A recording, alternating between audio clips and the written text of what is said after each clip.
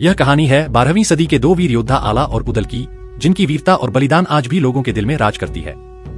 जब गुरु के आदेश पर राजा परिमाल ने युद्ध करना छोड़ दिया था, लेकिन फिर भी कोई राजा उनका बाल बांका नहीं कर सकता था। उनके पास जसराज और बचराज नामक दो वीर योद्धा थे। इन योद्धाओं के पराक्रम के कारण परिमल के राज्य की सुरक्षा सुनिश्चित रहती थी। एक बार मांडवगढ़ के राजकुमार करिया राय गढ़गंगा पर स्नान के लिए गए।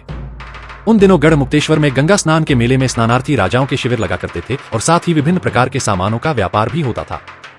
यह मेला 1 महीने तक चलता और बहुत आकर्षक बाजार बना रहता था। करिया राय इस मेले में अपनी बहन को उपहार देने के लिए हीरो का जरा हार खोज रहे थे, लेकिन हार वहां उपलब्ध नहीं था। हार तो नहीं मिला, लेकिन करिया राय को माहिल नामक व्यक्ति मिला, जिसने उन्हें बताया कि हार तो मिल सकता है, लेकिन उसे खरीदने की बजाय लूटना पड़ेगा। करिया राय ने जब पूछा कि यह हार कहाँ मिलेगा, तो माहिल ने बताया, मेरी बहन मलहना के पास असली हीरो का नौला का हार है। अगर तुम्हारे पास हिम्मत है तो महोबा जाकर उसे लूट लो। माहिल के उकसावे में आकर करिया राय हार लूटने के लिए महोबा पहुंच गया, लेकिन वहां जसराज, बचराज और तालहन सैयद ने उसे युद्ध में बुरी तरह से परास्त कर भगा दिया।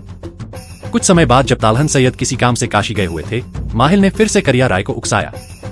उसने करिया राय को बताया कि अब सही समय है और वह महोबा जाकर नौल का हार लूट सकता है। करिया राय ने इस मौके का फायदा उठाया और आंधी रात को महोबा पर छापा मारा। जसराज और बचराज, जो दोनों वीर योद्धा थे, उन्हें सोते हुए ही पकड़ लिया गया।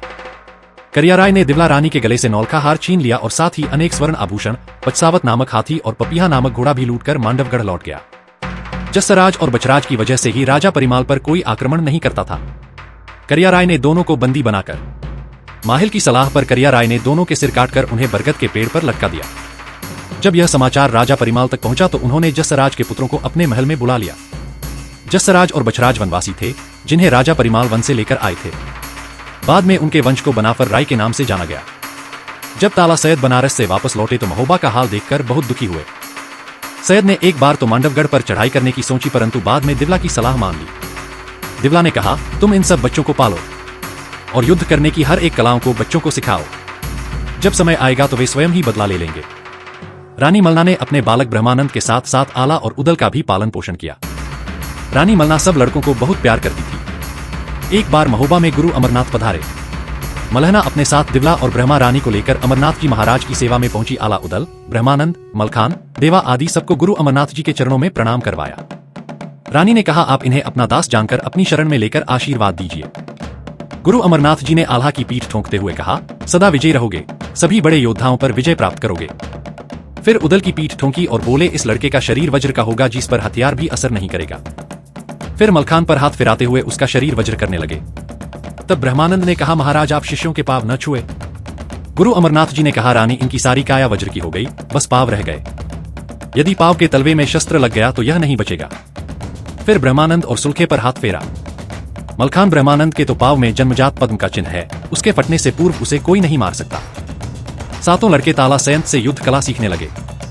मलहना ने फिर सातों कुमारों के लिए अच्छी नस्ल के घोड़े मंगवाए और सभी राजकुमारों को अगले दिन सुबह दंडक वन में के लिए जाने का आदेश दिया और कहा, जो हिरण का शिकार करके लाएगा उसे मैं अपना सच्चा पुत्र मानूंगी। यह कहकर उन सब ने जोश भर दिया ताकि वे जी जान से जुट जाएं। अगले दिन सवेरे ही सातों लड़के शिकार खेलने गए। दिन भर कोई शिकार नहीं मिला। सब परेशान थे। तब उदल को एक हिरण मिला। उसने अपना वेदुल घोड़ा हिरण के पीछे भगाया। हिरण दौड़ते दौड़ते उरई के इलाके में जा पहुंचा और बाग में घुस गया। उदल भी घोड़े सहित बाग में जा घुसा। हिरण तो कहीं छिप गया, पर बाग में बहुत सा नुकसान हो गया। माली इकट्ठे हो गए। उदल को रोककर उन्होंने पूछा, तुम कौन हो, कहां से आए हो? हमारे स्वामी माहिल ठाकुर को पता चलेगा तो तुम्हारा घोड़ा छीन लिया जाएगा।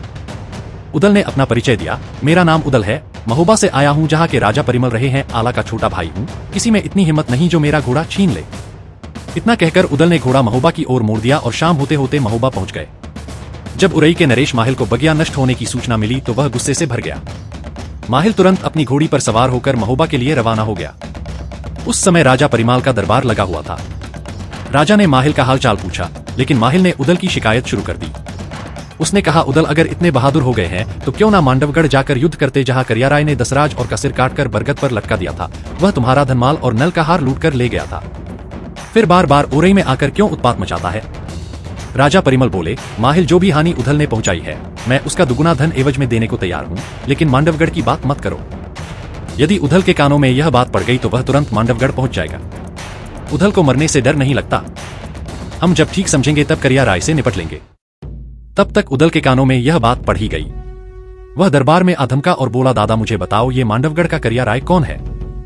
हमारे पिता और चाचा की खोपड़ियां कहाँ टंगी है, जल्दी से सारी बात बताओ। परिमल ने बात बदलते हुए कहा, पैरागढ़ की लड़ाई में तुम्हारे पिता रण में मारे गए थे, उसी घर का दूसरा नाम से है। तब उदल ने माहिल से पूछा, आपने मांडवगढ़ की चर्चा की है तो कृपया खुलकर सारी घटना बताइए। माहिल ने उत्तर दिया, सारी घटना तुम्हारी माता दिवला को पता है, जाकर उन्हीं से पूछो। उदल यह सुनकर क्रोध से कांपने लगा, पसीने से तर हो गया और आंखें लाल हो गई।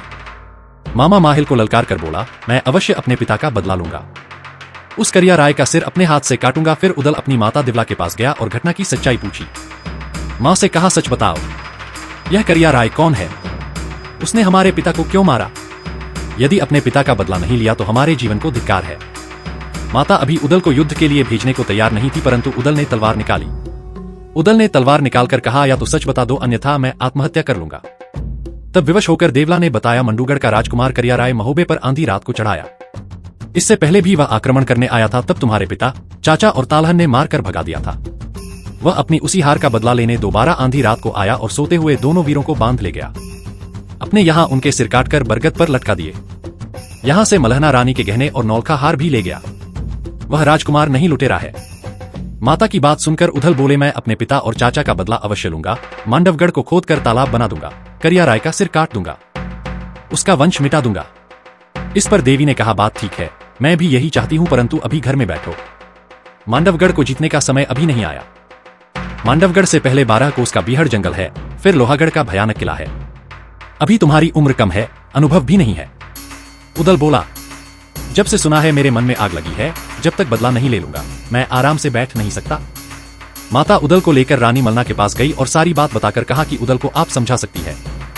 मलना ने बड़ी चतुराई से उदल को समझाने का प्रयत्न किया, परंतु उसने कुछ भी मानने से इनकार कर दिया।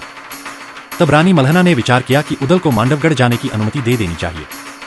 फिर तो रानी मलहना ने अनुमति के साथ विजयी होने का आशीर्वाद भी दिया। फिर माता उदल को साथ लेकर आलाहा के पास गई। वहीं पर सैयद तालहन भी बैठे थे। दिवला बोली, आप हमारे जेठ लगते हैं, आपका भतीजा उदल हमारी बात नहीं मान रहा, ये मंडो घर जाने को मचल रहा है, आप इसकी रक्षा के लिए साथ जाओ। अल्लाह ने भी समझाने का प्रयास किया कि अभी अनुभव की कमी है, ऐसा नहीं कि पिताओं की तरह हमारी खोपड़ी भी बरगद पर टांग दी जाए।